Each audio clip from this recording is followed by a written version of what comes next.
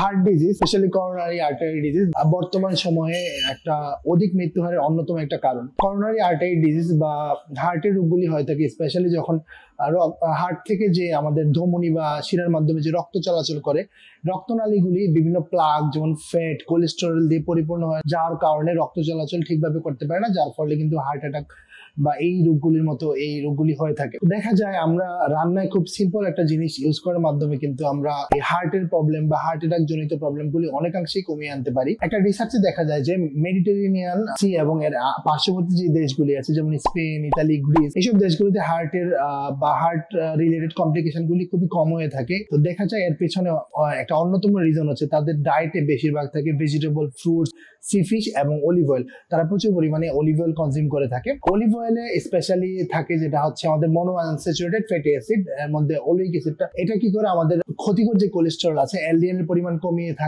LDL এর পরিমাণটা কমাতে সাহায্য করে এবং ভালো কোলেস্টেরল যেটা এসডিএল এর পরিমাণ কিন্তু বাড়াতে সাহায্য করে। তাছাড়াও কিন্তু এটাতে একটা অ্যান্টি ইনফ্লামেটরি প্রপার্টিস আছে, এটা অ্যান্টি অক্সিডেন্ট হিসেবে কাজ করে। তো আপনার রান্নায় প্রতিদিন যদি অল্প পরিমাণে অলিভ অয়েল ব্যবহার করে থাকেন বা খুবই অল্প পরিমাণে অলিভ অয়েল কনজিউম করে থাকেন, আপনার হার্ট অ্যাটাকের ঝুঁকি কিন্তু অনেকাংশেই কমিয়ে আনা সম্ভব।